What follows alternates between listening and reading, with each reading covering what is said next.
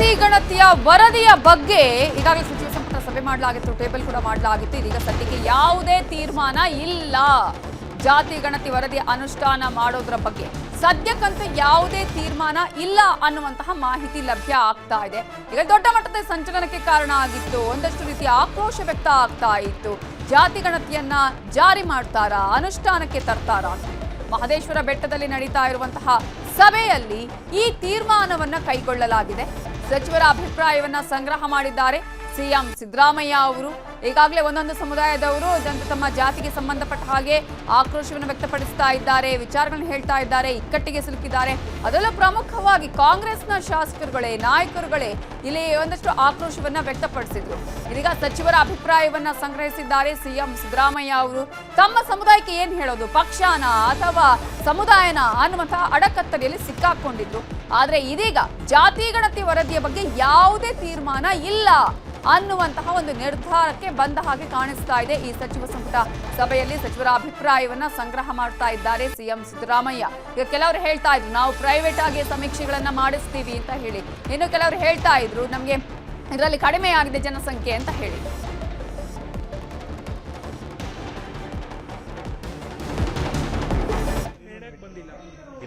ಯಾರು ಹೇಳ್ಸ ಸಿಎಂ ಹೇಳಿದ್ದ? ಇನ್ನೊಂದು ಮೀಟಿಂಗ್ ಇದೆ, ನಿಮ್ಮ ಅಭಿಪ್ರಾಯ ಎಲ್ಲ ಕೊಡಿ ಅಂತ ಎಲ್ಲ ಮಿನಿಸ್ಟ್ರಿಗಳಿಗೂ ಅವಕಾಶ ಕೊಟ್ಟಿದ್ದಾರೆ. ಎಲ್ಲ ಮಿನಿಸ್ಟ್ರಿಗಳಿಗೂ ನಿಮ್ಮ ಅಭಿಪ್ರಾಯ ಕೊಡಿ ಅಂತ ಹೇಳಿದ್ದಾರೆ. ಅದನ್ನ ಎಚ್ ಕೆ ಪಾಟೀಲ್ ಬಂದು ಹೇಳ್ತಾರೆ, ನಿಮ್ಗೆ ಹೇಳ್ತಾ ಇದ್ದೀನಿ. ಇಲ್ಲ ಇಲ್ಲ ಹೇಳ್ಬೇಕಾ? ಈಗ ಎಚ್ ಕೆ ಪಾಟೀಲ್ರು ಅಧಿಕೃತವಾಗಿ ಬಂದು ಹೇಳ್ತಾರೆ. ಈಗ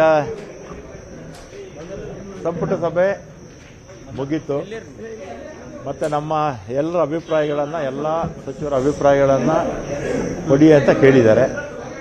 ನೆಕ್ಸ್ಟ್ ಮೀಟಿಂಗಲ್ಲಿ ನಾವು ಅಭಿಪ್ರಾಯಗಳನ್ನು ರೈಟಿಂಗಲ್ಲಾದರೂ ಕೊಡ್ಬೋದು, ಓರಲ್ ಆಗಾದರೂ ಹೇಳಿ. ನಾಳೆನೇ ಕೊಡ್ಬೋದು, ಒಂದು 4-5 ದಿನ ಟೈಮ್. ನೆಕ್ಸ್ಟ್ ಕ್ಯಾಬಿನೆಟ್ ಮೀಟಿಂಗ್ ಒಳಗಡೆ ಕೊಡಿ ಅಂತ ಹೇಳಿದ್ದಾರೆ. ಅದನ್ನು ನಾವು ಕೊಡ್ತೀವಿ. ಅಂಶ ನಾವೇನು ಕೊಟ್ಟಿಲ್ಲ, ನಾವು ಬರ್ಕೊಡ್ಬೇಕಷ್ಟೇ. ತೀರ್ಮಾನ ಏನೂ ಆಗಿದೆ. ತೀರ್ಮಾನ ನೆಕ್ಸ್ಟ್ ಕ್ಯಾಬಿನೆಟ್ ಮೀಟಿಂಗ್ ಕರೀತಾರೆ, ಆವಾಗ ತೀರ್ಮಾನ. ಚರ್ಚೆ ಆಗಿರುತ್ತೆ, ಚರ್ಚೆ ಆಗಿದೆ. ಎಲ್ಲ ಪಾಸಿಟಿವ್ ಆಗಿ, ನೋ ನೆಗೆಟಿವ್ ಏನೂ ಇಲ್ಲ, ಎಲ್ಲ ಪಾಸಿಟಿವ್ ಆಗಿ ಚರ್ಚೆ ಆಗಿದೆ.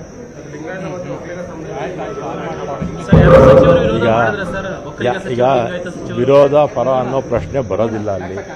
ನಿಮ್ಮ ಅಭಿಪ್ರಾಯ ಕೊಡಿ ಅಂತ ಮುಖ್ಯಮಂತ್ರಿಗಳು ಎಲ್ಲ ಮಂತ್ರಿಗಳಿಗೂ ಕೂಡ ಹೇಳಿದ್ದಾರೆ. ರೈಟಿಂಗಲ್ಲಾದರೂ ಕೊಡಿ ಅಥವಾ ಓರಲ್ ಆಗಾದರೂ ಕೊಡಿ ಅಂತ ಕೇಳಿದ್ದಾರೆ. ಮುಂದಿನ ಸಭೆ ಒಳಗಡೆ ಕೊಡಿ ಅಂತ ಹೇಳಿದ್ದಾರೆ. ಕೆಲವರು ರೈಟಿಂಗಲ್ಲಿ ಕೊಡ್ಬೋದು, ಕೆಲವರು ಓರಲ್ ಆಗಿ ಹೇಳ್ಬೋದು, ಅದು ಅವರು ಬಿಟ್ಟಿದ್ದಾರೆ. ನಾವು ಸ್ವಲ್ಪ ಅದೆಲ್ಲ ಏನಿಲ್ಲ. ಏನು ಅಧ್ಯಯನ ಇಲ್ಲ. ಆಮೇಲೆ ಮುಂದಿನ ಸಭೆಯಲ್ಲಿ ಏನಾಗುತ್ತೋ ಗೊತ್ತಿಲ್ಲ, ಮುಂದಿನ ಸಭೆಯಲ್ಲಿ ಏನಾಗುತ್ತೋ ಗೊತ್ತಿಲ್ಲ. ನಮ್ಮ ಅಭಿಪ್ರಾಯ ಕೊಡಿ ಅಂತ ಕೇಳಿದ್ದಾರೆ. ಮುಂದಕ್ಕೆ ಏನಾಗುತ್ತೆ ಅಂತ ನಾನು ಹೇಳೋಕ್ಕಾಗತ್ತಾ?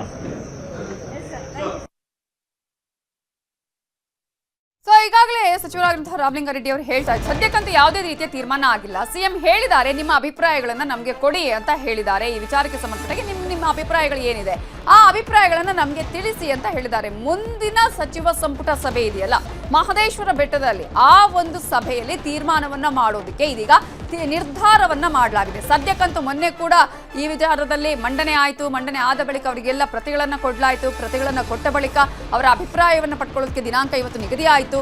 ಆ ಒಂದು ದಿನಾಂಕದಲ್ಲಿ ಇವತ್ತು ಸಚಿವ ಸಂಪುಟ ಸಭೆ ಮಾಡಿದ್ದಾರೆ. ಸಭೆಯಲ್ಲೂ ಕೂಡ ಯಾವುದೇ ರೀತಿಯ ನಿರ್ಧಾರ ಇಲ್ಲ. ಸದ್ಯಕ್ಕಂತೂ ಅತ್ಯಂತ ವೇಗವಾಗಿ ಡಿಸಿಷನ್ ತೆಗೆದುಕೊಳ್ಳುವಂತಹ ಸಂದರ್ಭಗಳು ಕಾಣಿಸ್ತಾ ಇಲ್ಲ.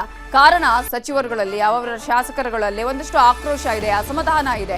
ಆದರೆ ರಾಮಲಿಂಗಾರೆಡ್ಡಿ ಅವರು ಹೇಳ್ತಾ ಇದ್ರು ಅಂತಹ ಒಂದು ಏನು ಅಸಮಾಧಾನ, ಆಕ್ರೋಶ, ವಿರೋಧ ಏನು ಬರಲಿಲ್ಲ, ಎಲ್ಲ ಪಾಸಿಟಿವ್ ಆಗಿದೆ ಅಂತ ಹೇಳ್ತಾ ಇದ್ರು. ಆದರೆ ತಮ್ಮ ಸಮುದಾಯ ಅಂತ ಹೇಳಿ ಬಂದಾಗ ಎಲ್ಲರೂ ಅಲ್ಲಿ ಏನಾಗಿದೆ ಅನ್ನೋದನ್ನ ಹೇಳುವಂತಹ ಸಾಧ್ಯತೆಗಳು ಇರುತ್ತೆ. ಅದೇ ಕಾರಣಕ್ಕಾಗಿ ಇವತ್ತೊಂದು ಯಾವುದೇ ರೀತಿಯ ತೀರ್ಮಾನ ಆಗಿಲ್ಲ. ಕೆಲವರು ಹೇಳ್ತಾ ಇದ್ರು ಉಪ ಸಮಿತಿ ರಚನೆ ಮಾಡಿ ಅಂತ ಕೆಲವರು ಹೇಳ್ತಾ ಇದ್ರು. ಇನ್ನು ಕೆಲವರು ಹೇಳ್ತಾ ಇದ್ರು ಮತ್ತೊಮ್ಮೆ ಸಮೀಕ್ಷೆಯನ್ನ ಮಾಡಬೇಕು ಅನ್ನೋ ಅಭಿಪ್ರಾಯ ವ್ಯಕ್ತಪಡಿಸ್ತಾ ಇದ್ರು. ನಮ್ಮ ಸಮುದಾಯದ ಸಂಖ್ಯೆ ಕಡಿಮೆ ಇದೆ ಅಂತ ಹೇಳ್ತಾ ಇದ್ರು. ಸದ್ಯಕ್ಕಂತ ಯಾವುದೇ ರೀತಿಯ ತೀರ್ಮಾನ ಇಲ್ಲ. ಇದೇ ವಿಚಾರಕ್ಕೆ ಸಂಬಂಧಪಟ್ಟ ಹಾಗೆ ಇನ್ನಷ್ಟು ಡೀಟೇಲ್ಸ್ ಅನ್ನ ಕೊಡೋದಕ್ಕೆ ನಮ್ಮ ರಿಪೋರ್ಟರ್ ಹೆಬ್ಬಾಕ ತಿಮ್ಮೇಗೌಡ ಈಗ ನೇರ ಸಂಪರ್ಕದಲ್ಲಿ ಜಾಯ್ನ್ ಆಗಿದ್ದಾರೆ. ತಿಮ್ಮೇಗೌಡ್ರೆ, ಏನಾದ್ರೂ ಒಂದು ನಿರ್ಧಾರ ಆಗಬಹುದಾ ಅನ್ನುವಂತಹ ಕುತೂಹಲ ಅಂತ ಇತ್ತು. ಅದರಲ್ಲೂ ಕೂಡ ಸಾಕಷ್ಟು ಗೊಂದಲ, ಮತ್ತೊಂದು ಕಡೆ ಒಂದಷ್ಟು ಆಕ್ರೋಶ, ಅಸಮಾಧಾನ, ಇವೆಲ್ಲದರ ಮಧ್ಯೆ ಕೇವಲ ಅಭಿಪ್ರಾಯ ಸಂಗ್ರಹಕ್ಕಷ್ಟೇ ಇವತ್ತಿನ ಸಚಿವ ಸಂಪುಟ ಸಭೆ ಅಂದ್ರೆ ತೀರ್ಮಾನ ಮಾಡೋದಕ್ಕಿಂತ ಜಾಸ್ತಿಯಾಗಿ ಕೇವಲ ಅಭಿಪ್ರಾಯ ಸಂಗ್ರಹಕ್ಕಷ್ಟೇ ಸೀಮಿತ ಆಯ್ತಾ, ಹೇಗೆ? ಖಂಡಿತವಾಗಿಯೂ ಕೇವಲ ಅಭಿಪ್ರಾಯ ಸಂಗ್ರಹಕ್ಕೆ ಮತ್ತೊಂದು ಕಡೆಯಾಗಿ ಪರಸ್ಪರ ಈ ಒಂದು ಏನು ಸಚಿವರುಗಳ ಒಂದು ಅಭಿಪ್ರಾಯ ಸಂಗ್ರಹ ಮಾಡೋದ್ರ ಮುಖಾಂತರ ಮುಖ್ಯಮಂತ್ರಿ ಸಿದ್ದರಾಮಯ್ಯನವರು ಯಾವ ಒಂದು ತೀರ್ಮಾನವನ್ನು ಕೈಗೊಳ್ಳಬೇಕು ಅನ್ನುವಂಥ ನಿಟ್ಟಲ್ಲಿ ಸಚಿವರ ಜೊತೆ ಒಂದು ಗಂಭೀರ ಸಮಾಲೋಚನೆ ಕೂಡ ನಡೆಸಿರ್ತಕ್ಕಂಥದ್ದು. ಯಾಕಂತ ಹೇಳಿದ್ರೆ ಇವತ್ತಿನ ವಿಶೇಷ ಸಚಿವ ಸಂಪುಟ ತೀವ್ರ ಕುತೂಹಲಕ ಮತ್ತು ನಾನಾ ರೀತಿಯಾದಂಥ ಚರ್ಚೆ ಮತ್ತು ವ್ಯಾಖ್ಯಾನಗಳಿಗೆ ನಾಂದಿ ಆಡಿತ್ತು. ಯಾಕಂತ ಹೇಳಿದ್ರೆ ಐತಿಹಾಸಿಕವಾದಂಥ ಈ ಒಂದು ಜಾತಿವಾರು ಜನಗಣತಿ ವರದಿಯನ್ನು ಅಂಗೀಕರಿಸುತ್ತಾ ಅಥವಾ ತಿರಸ್ಕಾರ ಮಾಡುತ್ತಾ ಮತ್ತೊಂದು ಕಡೆಗೆ ಈ ಒಂದು ವರದಿಗೆ ಸಂಬಂಧಪಟ್ಟಂತೆ ಇವತ್ತೇ ಡಿಸಿಷನ್ ಆಗ್ಬೋದಾ ಅನ್ನುವಂಥ ನಿಟ್ಟಿನಲ್ಲಿ ಇಡೀ ರಾಜ್ಯವೇ ಈ ಒಂದು ಸಚಿವ ಸಂಪುಟದತ್ತ ತುಂಬ ನಿರೀಕ್ಷೆಯನ್ನು ಇಟ್ಕೊಂಡಿದ್ದು. ಆದರೆ ಇವತ್ತಿನ ಒಂದು ಅಂದರೆ ಕೆಲವೇ ಕ್ಷಣಗಳ ಹಿಂದಷ್ಟೇ ಒಂದು ಸಚಿವ ಸಂಪುಟ ಮುಕ್ತಾಯಗೊಂಡಿರ್ತಕ್ಕಂಥದ್ದು. ಈ ಒಂದು ಸಚಿವ ಸಂಪುಟ ಸಭೆಯಲ್ಲಿ ಸ್ಪಷ್ಟವಾದಂಥ ಯಾವುದೇ ತೀರ್ಮಾನಕ್ಕೆ ಬಂದಿಲ್ಲ. ಯಾಕಂತ ಹೇಳಿದ್ರೆ ಇದೇ ಏಪ್ರಿಲ್ 24ನೇ ತಾರೀಕು ಮಲೆಮಹದೇಶ್ವರ ಬೆಟ್ಟದಲ್ಲಿ ನಡೆಯುವಂಥ ಈ ಒಂದು ವಿಶೇಷವಾದಂಥ ಸಚಿವ ಸಂಪುಟ ಸಭೆಯಲ್ಲಿ ಆ ಒಂದು ವಿಚಾರಕ್ಕೆ ಸಂಬಂಧಪಟ್ಟಂತೆ ಒಂದು ನಿಲುವನ್ನು ತಾಳೋದಕ್ಕೆ, ನಿರ್ಧಾರವನ್ನು ತೆಗೆದುಕೊಳ್ಳೋದಕ್ಕೆ ಬಹುತೇಕ ಸಚಿವರು ಒಪ್ಪಿಗೆಯನ್ನು ಸೂಚಿಸಿರ್ತಕ್ಕಂಥದ್ದು. ಸೊ ಹೀಗಾಗಿ ಏಪ್ರಿಲ್ 24ನೇ ತಾರೀಕು ಮಲೆಮಹದೇಶ್ವರ ಬೆಟ್ಟದಲ್ಲಿ ನಡೆಯುವಂಥ ಈ ಒಂದು ಸಚಿವ ಸಂಪುಟ ಸಭೆಯಲ್ಲಿ ಒಂದು ಜಾತಿವಾರು ಜನಗಣತಿ ವರದಿಗೆ ಸಂಬಂಧಪಟ್ಟಂತೆ ನಿರ್ಧಾರವನ್ನು ಒಂದು ಕೈಗೊಳ್ಳುವಂಥ ಒಂದು ಸಾಧ್ಯತೆಗಳು ದಟ್ಟವಾಗಿರ್ತಕ್ಕಂಥದ್ದು. ಆದರೆ ಇವತ್ತಿನ ಒಂದು ಸಚಿವ ಸಂಪುಟ ಸಭೆಯಲ್ಲಿ ಈ ಒಂದು ವರದಿ ಬಗ್ಗೆ ಸಚಿವರುಗಳ ಅಭಿಪ್ರಾಯ ಸಂಗ್ರಹಕ್ಕಷ್ಟೇ ಸೀಮಿತವಾಗಿರ್ತಕ್ಕಂಥದ್ದು. ನವಿತಾ ಜೈನ್. ಓಕೆ ತಿಮ್ಮೇಗೌಡ್ರೆ, ಇವತ್ತಿನ ಸಭೆ ನಂತರದಲ್ಲಿ ಇದೀಗ ತಾನೇ ರಾಮಲಿಂಗಾರೆಡ್ಡಿಯವರು ಬಂದು ಮಾತನಾಡಿದ್ರು, ಕೇಳಿಸ್ಕೊಂಡ್ವಿ. ಎಲ್ಲವೂ ಕೂಡ ಪಾಸಿಟಿವ್ ಆದಂಥ ರೀತಿಯಲ್ಲೇ ನಡೆದಿದೆ, ಆ ರೀತಿಯಾದಂಥ ಚರ್ಚೆಗಳಾಗಿದೆ ಅಂತ ಹೇಳಿದ್ದಾರೆ. ಬಟ್ ಈ ಒಂದು ಜಾತಿವಾರು ಜನಗಣತಿ ಎಲ್ರಿಗೂ ಕೂಡ ಪಾಸಿಟಿವ್ ಆಗೋದಕ್ಕೆ ಸಾಧ್ಯ ಇಲ್ಲ. ಒಂದು ಕಡೆ ಪಾಸಿಟಿವ್ ಆದರೆ ಮತ್ತೊಂದು ಕಡೆ ನೆಗೆಟಿವ್ ಆಗೇ ಆಗತ್ತೆ. ಸೊ ಮುಂದಿನ ಸಭೆಯಲ್ಲಿ ಯಾವ ರೀತಿಯಾದಂಥ ನಿರೀಕ್ಷೆನ ಇಟ್ಕೋಬಹುದು? ಹಿಂದೂ ಕೂಡ ಒಂದಷ್ಟು ಲೆಕ್ಕಾಚಾರಗಳಿರ್ಬೋದು ಮುಂದಿನ ತಿಮ್ಮೇಗೌಡ್ರ ಹಾಗೆ ಲೈನ್ ಅಲ್ಲಿ ಇರಿ. ಈಗ ಆರ್ ಬಿ ತಿಮ್ಮಾಪುರ ಮಾತನಾಡ್ತಿದ್ದಾರೆ, ನೋಡೋಣ. ಒಂದು ಕ್ಯಾಬಿನೆಟ್ ಅಲ್ಲಿ ಬರುತ್ತೆ, ನೋ ಆಕ್ಷೇಪಣೆ ಮತ್ತೆ ಲಿಖಿತ ರೂಪದಲ್ಲಿ ಕೊಡುವಂತೆ ಸಿಎಂ ಹೇಳಿದ್ದಾರೆ. ಅದೇನು ಇಲ್ಲ, ಮುಂದೆ ಚರ್ಚೆ ಮುಂದುವರಿತಾರೆ.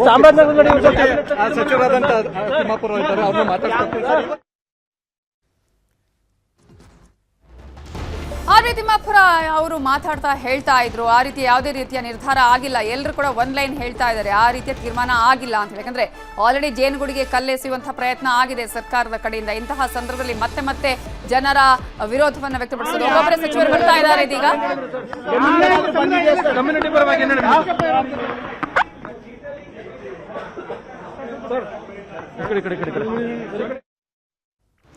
ಸೊ ಸಚಿವರುಗಳು ಯಾರೂ ಕೂಡ ಸರಿಯಾಗಿ ಒಂದು ರಿಯಾಕ್ಟ್ ಮಾಡೋದಕ್ಕೂ ಕೂಡ ತಯಾರಿಲ್ಲದ ಹಾಗೆ ಕಾಣಿಸ್ತಾ ಇದೆ.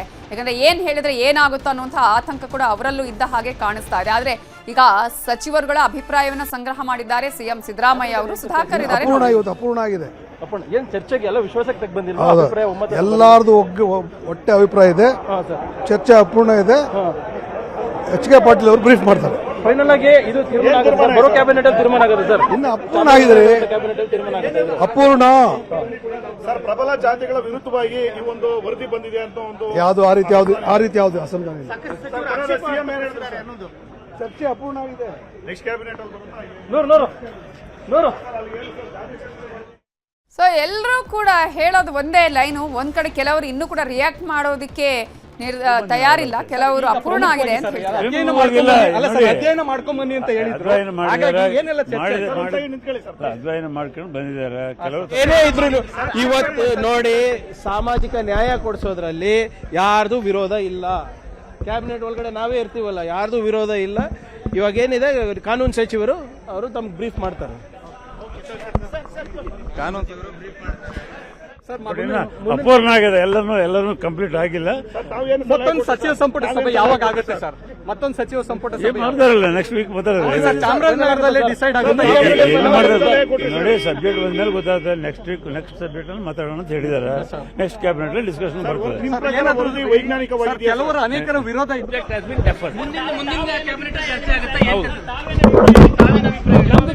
ಯಾರ ಅಭಿಪ್ರಾಯ ಅಂತಂದ್ರೆ ಎಲ್ಲರೂ ಅವ್ರವ್ರ ಅಭಿಪ್ರಾಯ ಕೇಳಿದ್ರು. ಇನ್ನು ಫುಲ್ ಅಭಿಪ್ರಾಯಗಳು ಯಾರು ಹೇಳಿಲ್ಲ. ಏನೇನು ಅದ್ರಾಗ ಲೋಪದೋಷಗಳು ಅದಾವ ಅವನ್ನೆಲ್ಲ ತಿದ್ದುಪಡಿ ಮಾಡಿ ಕರೆಕ್ಟ್ ಆಗಿ ಮಾಡಬೇಕು ಅಂತ ಹೇಳಿದ್ದಾರೆ. ಮುಂದಿನ ಕ್ಯಾಬಿನೆಟ್ ಅಲ್ಲಿ ಎಲ್ಲ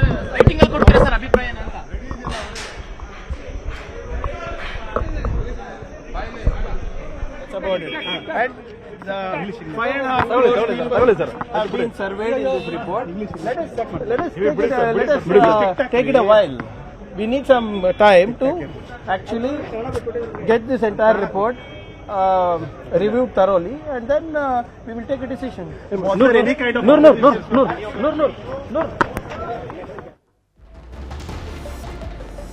ಸಚಿವರುಗಳು ಈಗಾಗಲೇ ಸಚಿವ ಸಂಪುಟ ಆದ ಬಳಿಕ ಈಗ ಹೊರಗೆ ಬರ್ತಾ ಇದ್ದಾರೆ. ಆದ್ರೆ ಯಾರು ಕೂಡ ಈಗ ಸ್ಪಷ್ಟತೆ ಕೊಡ್ತಾ ಇಲ್ಲ. ಕೆಜೆ ಜಾರ್ಜ್ ಮಾತಾಡ್ತಿದ್ದಾರೆ, ನೋಡೋಣ. Law minister H K Patil ಅವರು ಬ್ರೀಫ್ ಮಾಡ್ತಾರೆ.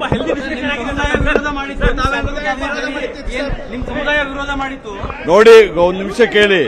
ಎಚ್ ಕೆ ಪಾಟೀಲ್ ಅವರು ಪ್ರೆಸ್ಗೆ ಬ್ರೀಫ್ ಮಾಡ್ತಾರೆ, ಅವ್ರನ್ನ ಕೇಳಿ, ಅವ್ರು ಹೇಳ್ತಾರೆ. ವಿರೋಧ ಆಗ್ಲಿ ಫಾರ್ ಆಗ್ಲಿ ಅದ್ರ ಏನಿದೆಯೋ ಅಂತ ಅವ್ರವ್ರ ವೈಯಕ್ತಿಕ ಇಂಡಿವಿಜುವಲ್ ಎಲ್ಲರೂ ಅಭಿಪ್ರಾಯಗಳನ್ನ ಹೇಳಿದ್ದಾರೆ. ಇನ್ನು ಹೇಳೋದು ಬಹಳ ಜನ ಇದ್ದಾರೆ, ಅವರೆಲ್ಲ ಕೇಳಲಿಕ್ಕೆ ಇವತ್ತು ಸಮಯ ಆಗಲಿಲ್ಲ. ಅದಕ್ಕೆ the subject has been deferred. ಅಧ್ಯಯನ ಮಾಡ್ಕೊಂಡು ಬನ್ನಿ ಅಂತ ಸಲಹೆಯನ್ನ ಕೊಟ್ಟಿದ್ರು. ಅಧ್ಯಯನ ಯಾವ ರೀತಿಯಾದಂತ ವಿಚಾರವಾಗಿತ್ತು ಸರ್? ಈಗ ಅಧ್ಯಯನ ಇನ್ನು ಏನೇನು ಬೇಕಾಗಿತ್ತೋ ಇನ್ಫಾರ್ಮೇಶನ್ ಅಷ್ಟು ಕೊಡ್ತಾರೆ. ಎಲ್ಲರೂ ನೋಡ್ಕೋಬಹುದು, ನೋಡ್ಬಿಟ್ಟು ಆಮೇಲೆ ಅವ್ರ ಅಭಿಪ್ರಾಯ ಹೇಳಿ. ಏರು ಧ್ವನಿಯಲ್ಲಿ ಮಾತಾಡಿದ್ದಾರೆ, ತಾವು ಪ್ರತಿಪಾದನೆ ಮಾಡಿದಿರಾ? ಶಾಮನೂರ್ ಶಿವಶಂಕರಪ್ಪನವರು ಏನ್ ನಿಲ್ಲು ಕೊಟ್ಟಿದ್ದಾರೆ? ಅವರು ನಮ್ಮನ್ನ ಬಿಟ್ಟು ಹೇಗೆ ರಾಜ್ಯಭಾರ ನಡೆಸ್ತಾರೆ? ಅದು ಅಲ್ಲಪ್ಪ, ಅವರು ಲಿಂಗಾಯತರು ಒಕ್ಕಲಿಗರು ಅಂತ ಬಂದಿಲ್ಲ, ವರದಿ ಒಪ್ಪಬಾರ್ದನ್ನ ಪ್ರಶ್ನೆ ಬಂದಿಲ್ಲ. ಇದರಲ್ಲಿ ಏನ್ ಬಂದಿರೋದು? ಏನು ಸಮೀಕ್ಷೆ ಪ್ರಶ್ನೆ ಬಂದಿಲ್ಲ, ಅವೈಜ್ಞಾನಿಕವಾಗಿ ಬಂದಿಲ್ಲ. ಇದರಲ್ಲಿ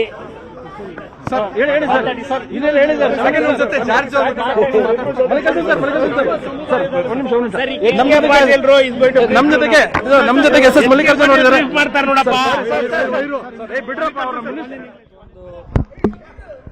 ನೋಡ್ರಿ,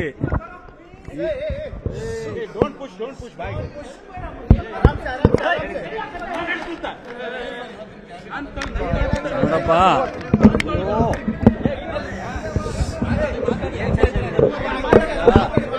ನಮಗೆ ಗುಡ್ ನ್ಯೂಸು, ನಿಮಗೆ ಗುಡ್ ನ್ಯೂಸ್ ಅಲ್ಲ. ಈಗ ನಮ್ಮ ಎಚ್ ಕೆ ಪಾಟೀಲ್ ಬ್ರೀಫ್ ಮಾಡ್ತಾರೆ. ನಾನು ಹೇಳೋದು, ನಮ್ಮ ಸುದೀರ್ಘವಾಗಿ ನಮ್ಮ ಕ್ಯಾಬಿನೆಟಲ್ಲಿ CM ಅಧ್ಯಕ್ಷತೆಯಲ್ಲಿ ಉಪಮುಖ್ಯಮಂತ್ರಿಯವರ ಸಮ್ಮುಖದಲ್ಲಿ 32 ಜನನು ಭಾಳ ಡೀಟೈಲ್ ಚರ್ಚೆಯನ್ನು ಪ್ರಾರಂಭ ಮಾಡಿದ್ದೀವಿ. ಎಲ್ಲ ಚರ್ಚೆನ ರಿಸೀವ್ ಮಾಡಿದ್ದಾರೆ. ಚರ್ಚೆ ಅಪೂಟ ಆದ್ರಿಂದ ಡೆಫರ್ ಮಾಡಿದ್ದಾರೆ. ಇನ್ನೊಂದು ಕ್ಯಾಬಿನೆಟಲ್ಲಿ ಪೂರ್ಣ ಪ್ರಮಾಣದ ಚರ್ಚೆ ಮಾಡಿ ನಂತರ ಮುಖ್ಯಮಂತ್ರಿಗಳು ತೀರ್ಮಾನ ತಗೋತಾರೆ. ಬಹುಶಃ ಒಂದು ನಿಮಿಷ, ಈಗ ರಾಜ್ಯ ಜನರಿಗೆ ನಿಜವಾಗ್ಲೂ ಎಲ್ಲರೂ ಸಮಾಧಾನವಾಗಿ ರಿಸೀವ್ ಮಾಡ್ತಾರೆ. ನೀವು ಗೊಂದಲ ಮಾಡ್ತೀರಾ, ಪಾಪ ನಿಮ್ಮ ಡ್ಯೂಟಿನೇ ಅದು, ಏನೂ ಮಾಡೋಕ್ಕಾಗಲ್ಲ. ಮಾಡಿ ನಿಮ್ಮ ಗೊಂದಲನ ನಿವಾರಣೆ ಮಾಡ್ತಕ್ಕಂಥ ಶಕ್ತಿ ದೇವರು ನಮಗೆ ಕೊಡ್ತಾನೆ. ಸಾರ್ವಜನಿಕರಿಗೆ ಎಲ್ಲ ಅವರ ಅನುಮಾನಗಳನ್ನ ಕ್ಲಿಯರ್ ಮಾಡಿ ಮುಂದಿನ ದಿನದಲ್ಲಿ ತೀರ್ಮಾನ ಆಗುತ್ತೆ. ಆ ಕ್ಯಾಬಿನೆಟ್ ಮೀಟಿಂಗ್ ಅಭಿಪ್ರಾಯನ ಇಲ್ಲಿ ಹೇಳೋದಕ್ಕೆ ಆಗಲ್ಲ ಗುರು, ಕ್ಯಾಬಿನೆಟಲ್ಲೇ ಹೇಳಬೇಕು. ನೋಡಿ, ನಾನು ಒಂದು ನಿಮಿಷ ಕೇಳಪ್ಪ, ನಾನು ಚೀಫ್ ಪಾಪ್ಯುಲಾರಿಟಿಗೆ ಹೋಗಲ್ಲ. ನಾನು ನಿಮ್ಮ ಇದಕ್ಕೆ ಎಮೋಷನಲ್ಲಿ ರೀಚ್ ಆಗಲ್ಲ. ನಾನು ನೀವು ಹೇಳಿದ ತಕ್ಷಣ ನಂದು ಟಿವಿಲಿ ಬರಬೇಕು ಅನ್ನೋ ಉದ್ದೇಶ ಇಲ್ಲ. ಇದೊಂದು ರಾಜ್ಯದ ಎಲ್ಲ ಜನಾಂಗದ ಬಡವರ ಒಂದು ಉದ್ದೇಶದಿಂದ ಸೋಷಿಯಲ್ ಎಕನಾಮಿಕ್ ಸರ್ವೆ ಮಾಡೋದು. ಅದನ್ನು ಪೂರ್ಣ ಪ್ರಮಾಣದಲ್ಲಿ ಜನರಿಗೆ ಅರ್ಥೈಸಬೇಕು ಮತ್ತು ಯಾವ ಸಮಾಜಕ್ಕೂ ಅನ್ಯಾಯ ಆಗಬಾರ್ದು. ಅದು ನಮ್ಮ ಸರ್ಕಾರದ ಕ್ಯಾಬಿನೆಟಿನ ಉದ್ದೇಶ. ದಲಿತರಿಂದ ಹಿಡಿದು ಮುಂದುವರೆದ ಜನಾಂಗ ಇರ್ಬೋದು, ಬ್ಯಾಕ್ವರ್ಡ್ ಇರ್ಬೋದು, ಎಲ್ಲರ ವಿಚಾರವನ್ನು ಸುದೀರ್ಘವಾಗಿ ಚರ್ಚೆ ಆಗಿದೆ. ಚರ್ಚೆ ಇಷ್ಟು ಬೇಗ ಕಂಪ್ಲೀಟ್ ಆಗ್ಲಿಕ್ಕೆ ಆಗಲ್ಲ ಅನ್ನೋ ಕಾರಣದಿಂದ ಡೆಫರ್ ಮಾಡಿ. ಅದು ಈಗಲೇ ನಾನೀಗ ನೆನ್ನೆ ಆಗೋಯ್ತು ಅಂದ್ರಿ, ನೆನ್ನೆ ರಿಸೀವ್ ಮಾಡಿರೋದನ್ನೇ ಅಕ್ಸೆಪ್ಟ್ ಅಂದ್ಬಿಟ್ರಿ, ಇವತ್ತು ಚರ್ಚೆ ಮಾಡಿರೋದನ್ನೇ ಮುಗ್ದೋಯ್ತು ಅಂತೀರಾ. ದಯಮಾಡಿ ಒಂದು ಕ್ಯಾಬಿನೆಟ್ ಆಗುತ್ತೋ, ಇನ್ನು 2 ಆಗುತ್ತೋ, 3 ಆಗುತ್ತೋ, 1 ತಿಂಗಳಾಗುತ್ತೋ, 2 ತಿಂಗಳಾಗುತ್ತೋ, ಇವತ್ತಿಗೆ ಕಂಪ್ಲೀಟ್ ಆಗುತ್ತೆ. ನನಗೆ ನಂಬಿಕೆ ಇದೆ, ಯಾವ ಆತಂಕನೂ ಬೇಡ. ನಾವು ಈ ರಾಜ್ಯದ ಎಲ್ಲ ಜನರ ಪರವಾಗಿ, ನಮ್ಮ ಸಮಾಜದ ಜನರ ಪರವಾಗೂ ಇರ್ತೀವಿ. ಜಾತಿ ಗಣತಿಗೆ ಪರವೇ ಇರಲಿ ವಿರೋಧನೇ ಇರಲಿ, ಏನೇ ಇದ್ರೂ ಕೂಡ ನಿಮ್ಮ ಆಕ್ಷೇಪಣೆಗಳನ್ನ ತಿಳಿಸಿ ಅಂತ ಸಿದ್ದರಾಮಯ್ಯನವರು ಸೂಚನೆ ಕೊಟ್ಟಿದ್ದಾರೆ. ಲಿಖಿತ ರೂಪದಲ್ಲಿ ಸಂಕ್ಷಿಪ್ತವಾಗಿ ಸರ್ಕಾರಕ್ಕೆ ವರದಿ ಕೊಡಿ ಅಂತ ಎಲ್ಲಾ ಸಚಿವರುಗಳಿಗೆ ಕೊಟ್ಟಿರುವಂತಹ ಸೂಚನೆ ಇದು. ಸಿಎಂ ಸಿದ್ದರಾಮಯ್ಯ ಸಂಪುಟ ಸಹೋದ್ಯೋಗಿಗಳಿಗೆ ಸಿಎಂ ಸಿದ್ದರಾಮಯ್ಯನವರ ಕಡೆಯಿಂದ ಸೂಚನೆ ಇದು. ಎಲ್ಲರ ವರದಿ ಬಳಿಕವಾಗಿ ಅಂತಿಮ ನಿರ್ಧಾರ ಏನ್ ಬರುತ್ತೆ ಆ ಬಗ್ಗೆ ಚರ್ಚೆ ಮಾಡಿ ನಿರ್ಧಾರವನ್ನ ತೆಗೆದುಕೊಳ್ಳೋಣ ಅಂತ ಎಲ್ಲ ನಾಯಕರಿಗೆ ಅಂದ್ರೆ ಸಚಿವರುಗಳಿಗೆ ಸಿಎಂ ಸಿದ್ದರಾಮಯ್ಯ ಈ ರೀತಿಯಾಗಿ ಸೂಚನೆ ಕೊಟ್ಟಿದ್ದಾರಂತೆ. ವರದಿ ನೀಡಿ ಬಳಿಕ ತೀರ್ಮಾನ ಮಾಡೋಣ ಅಂತ ಹೇಳಿದ್ದ ಸಿಎಂ ಸಿದ್ದರಾಮಯ್ಯ. ಅದು ನಿಮ್ಮ ಪರವೇ ಇರಲಿ ಅಥವಾ ವಿರೋಧನೇ ಇರಲಿ, ಜಾತಿ ಜನಗಣತಿಯನ್ನ ಜಾರಿಗೊಳಿಸುವಂತ ನಿಟ್ಟಿನಲ್ಲಿ ಪರ ಅಥವಾ ವಿರೋಧ ಯಾವುದೇ ಇದ್ರೂ ಕೂಡ ನಿಮ್ಮ ವರದಿ ಏನಿದೆ ಅದನ್ನ ಓದಿ ತಿಳಿಸಿ ಅಂತ ಸಿಎಂ ಸಿದ್ದರಾಮಯ್ಯ ಈ ಬಗ್ಗೆ ಸೂಚನೆ ಕೊಟ್ಟಿದ್ದಾರೆ. ಸಿದ್ದರಾಮಯ್ಯನವರು ಆಚೆ ಬರ್ತಾ ಇರುವಂತಹ ದೃಶ್ಯಗಳನ್ನ ನೋಡ್ತಾ ಇದ್ದೀವಿ. ಈ ಒಂದು ಸಂಪುಟ ಸಭೆಯಲ್ಲಿ ಮುಗಿದ ನಂತರದಲ್ಲಿ, ಸಭೆ ಮುಗಿದ ಬಳಿಕ ಮಾತನಾಡಿರುವಂತಹ ನಾಯಕರ ಮಾತುಗಳನ್ನ ಕೇಳಿಸಿಕೊಳ್ತಾ ಇದ್ದೀವಿ. ಅವರ ಬಾಡಿ ಲ್ಯಾಂಗ್ವೇಜ್ ಗಮನಿಸ್ತಾ ಇದ್ದೀವಿ. ಎಲ್ಲ ಒಂದು ಕಡೆ ಈ ಸಭೆಯಲ್ಲಿ ಸಿಎಂ ಸಿದ್ದರಾಮಯ್ಯನವರು ಸ್ಪಷ್ಟವಾಗಿ ಒಂದು ಮೆಸೇಜ್ ಅನ್ನ ರವಾನೆ ಮಾಡಿದಂಗಿದೆ ಎಲ್ಲಾ ನಾಯಕರುಗಳಿಗೆ. ಯಾವುದೇ ರೀತಿಯಾದಂತಹ ಹೇಳಿಕೆಗಳನ್ನ ಕೊಡಬೇಡಿ, ಯಾಕಂದ್ರೆ ಜಾತಿ ಗಣತಿ ಅನ್ನುವಂಥದ್ದು ಬಹಳಷ್ಟು ಸೂಕ್ಷ್ಮವಾದಂಥ ವಿಚಾರ ಆಗಿರುತ್ತೆ. ಇಲ್ಲಿವರೆಗೂ ಮಾತನಾಡಿರುವಂಥದ್ದು ಒಂದು ರೀತಿ ಆದ್ರೆ ಇವತ್ತು ಸಂಪುಟ ಸಭೆ ಆದ ನಂತರದಲ್ಲಿ ಕೊಡುವಂತ ಹೇಳಿಕೆ ಬಹಳಷ್ಟು ಇಂಪಾರ್ಟೆಂಟ್ ಆಗಿರುತ್ತೆ, ಪ್ರಾಮುಖ್ಯತೆಯನ್ನ ಪಡೆದುಕೊಳ್ಳುತ್ತೆ. ಸೊ ಹಾಗಾಗಿ ಹೊರಗೆ ಬಂದಂತ ಪ್ರತಿಯೊಬ್ಬ ನಾಯಕರು ಕೊಟ್ಟಂತ ಹೇಳಿಕೆಗಳನ್ನ ನೋಡ್ತಾ ಇದ್ವಿ. ಅದೆಲ್ಲವೂ ಕೂಡ ಅಡ್ಡಗೋಡೆ ಮೇಲೆ ದೀಪ ಇಟ್ಟಂತ ರೀತಿಯಲ್ಲಿತ್ತು. ಮುಂದಿನ ವಾರ ಸಚಿವ ಸಂಪುಟ ಸಭೆ ಮತ್ತೆ ನಡೆಯುತ್ತೆ, ಅಲ್ಲಿ ಈ ಬಗ್ಗೆ ತೀರ್ಮಾನವನ್ನ ತೆಗೆದುಕೊಳ್ತೀವಿ ಅಂತ ಹೇಳಿರುವಂತದ್ದು. ಸೊ ಹಾಗಾಗಿ ಯಾವುದೇ ರೀತಿಯಾದಂತಹ ತೀರ್ಮಾನ ಇವತ್ತು ಸಭೆಯಲ್ಲಿ ಆಗಿಲ್ಲ. ಎಲ್ಲವೂ ಕೂಡ ಯಥಾ ಪ್ರಕಾರವಾಗಿ ಕಾದು ನೋಡುವಂತಹ ರೀತಿಯಲ್ಲೂ ಕೂಡ ಸಿಎಂ ಸಿದ್ದರಾಮಯ್ಯನವರು ಇವತ್ತಿನ ಸಭೆಯಲ್ಲಿ ಚರ್ಚೆ ಮಾಡ್ದಂಗೆ ಕಾಣಿಸ್ತಾ ಇದೆ. ಆಮೇಲೆ ಮತ್ತೊಂದು ಕಡೆ ಎರಡು ಪ್ರಬಲ ಸಮುದಾಯಗಳೇನು ಅಪೋಸಿಷನ್ ಮಾಡ್ತಾ ಇತ್ತು, ಅದು ಕೂಡ ಇಲ್ಲಿ ಪ್ರಸ್ತಾಪ ಆದಂತೆ ಕಾಣಿಸ್ತಾ ಇದೆ.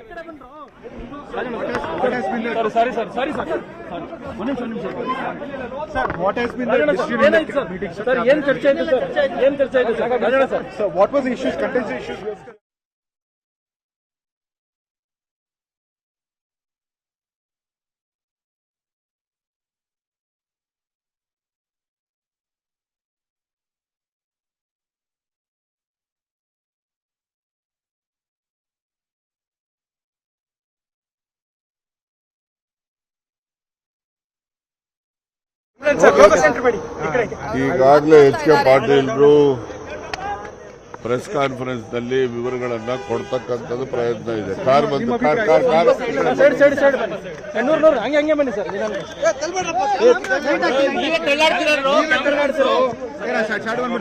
ಮುಂದಿನ ಕ್ಯಾಬಿನೆಟ್ ನಲ್ಲಿ ಮುಂದುವರಿತದೆ ಅಷ್ಟೇ. ಅಲ್ಲಿ ಇನ್ನು ಈಗ ನನ್ನ ಇದು ಅಭಿಪ್ರಾಯನೂ ಬಂದಿಲ್ಲ.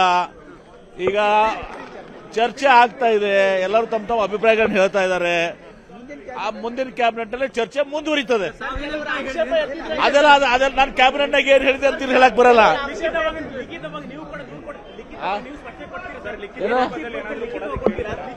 ಲಿಖಿತ ಪ್ರಶ್ನೆ ಇಲ್ಲ. ಈಗ ಇವತ್ತು ಚರ್ಚೆ ಅಪೂರ್ಣ ಆಗಿ ಪ್ಲೀಸ್.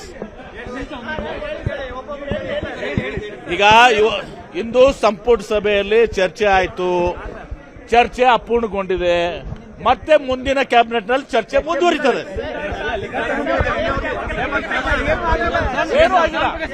ದಿನದ ಚರ್ಚೆ ಅಪೂರ್ವವಾಗಿದೆ.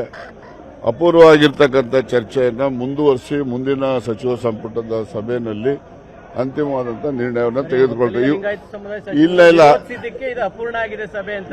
ನೋಡಿ ಯಾರು ವಿರೋಧ ಅಂತ ಇಲ್ಲ, ಮಾಹಿತಿಯನ್ನ ಕೇಳಿದ್ದಾರೆ. ಅವರೇ ಕೇಳಿದ್ದಂತಲ್ಲ, ಎಲ್ಲಾ ಸಚಿವರುಗಳು ಕೂಡ ಅವರಲ್ಲಿರ್ತಕ್ಕಂಥ ಸಂಶಯಗಳ ಬಗ್ಗೆ ಮಾಹಿತಿಯನ್ನ ಕೇಳಿದ್ದಾರೆ.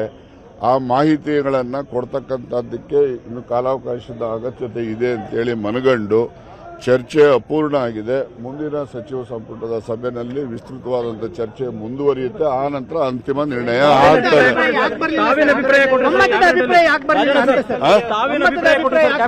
ಅದೆಲ್ಲ ಇಲ್ಲಿ ಹೇಳಕ್ಕಾಗ್ತದ? ಮುಂದಿನ ಕ್ಯಾಬಿನೆಟ್ ಅಲ್ಲಿ ಚರ್ಚೆ ಪೂರ್ಣ ಆಗ್ತದೆ, ನಿರ್ಣಯನೂ ಆಗ್ತದೆ. ನೋಡಿ, ಈ ಪ್ರಜಾಪ್ರಭುತ್ವ ವ್ಯವಸ್ಥೆಯಲ್ಲಿ ಸರ್ವರಿಗೂ ಕೂಡ ಅಭಿಪ್ರಾಯ ವ್ಯಕ್ತಪಡಿಸಲಿಕ್ಕೆ ಅವಕಾಶ ಇದ್ದೇ ಇದೆ. ಅದರಿಂದ ಎಲ್ಲರ ಅಭಿಪ್ರಾಯನೂ ಕೂಡ ವ್ಯಕ್ತ ಆಗ್ತಾ ಇದೆ. ಎಲ್ಲ ಅಭಿಪ್ರಾಯವನ್ನು ಕೂಡ ಇವತ್ತು ಸಭೆಯಲ್ಲಿ ಎಲ್ಲರೂ ಕೂಡ ಗಮನದಲ್ಲಿಟ್ಟುಕೊಂಡು ಇನ್ನು ಕೆಲವು ಮಾಹಿತಿಗಳನ್ನು ಸಚಿವರುಗಳು ಕೇಳಿದ್ದಾರೆ. ಆ ಎಲ್ಲ ಮಾಹಿತಿಯನ್ನ ಮುಂದಿನ ಸಚಿವ ಸಂಪುಟದ ಸಭೆಯಲ್ಲಿ ಆ ಮಾಹಿತಿಯನ್ನು ಆಧರಿಸಿ ಇನ್ನು ಈ ಚರ್ಚೆ ಮುಂದುವರಿಯುತ್ತೆ. ಅಂತಿಮ ನಿರ್ಣಯ ಚರ್ಚೆಯ ನಂತರ ಆಗ್ತದೆ. ಇದಕ್ಕೆ ಸಪರೇಟ್ ಕರೀತಾರೆ ಇನ್ನೊಮ್ಮೆ. ಮಿಲ್ಸ್ ಅಲ್ಲಿ ಮೋಸ್ಟ್ಲಿ ಬರ್ಲಿಕ್ಕಿಲ್ಲ, ಯಾಕೆಂದ್ರೆ ಆ ಮಾಹಿತಿ ಸಂಗ್ರಹ ಈಗ ಏನು 94% ಪ್ರತಿಯೊಬ್ಬರ ಮನೆಗೂ ಹೋಗಿ ಅಲ್ಲಿ ಮಾಹಿತಿಯನ್ನು ಸಂಗ್ರಹ ಮಾಡಿದ್ದಾರೆ.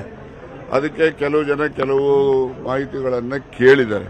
ಅದಕ್ಕೆ ಫಾರ್ಮ್ಯಾಟ್ ಏನಿದೆ, ಏನೇನು ಅಂಶಗಳನ್ನು ಗಣನೆಗೆ ತೆಗೆದುಕೋಬೇಕು ಅಂತಕ್ಕಂಥ 54 ಅಂಶಗಳನ್ನು ಆ ಫಾರ್ಮ್ಯಾಟ್ ಅಲ್ಲಿ ಅವರು ನಮೂದು ಮಾಡಿದ್ದಾರೆ.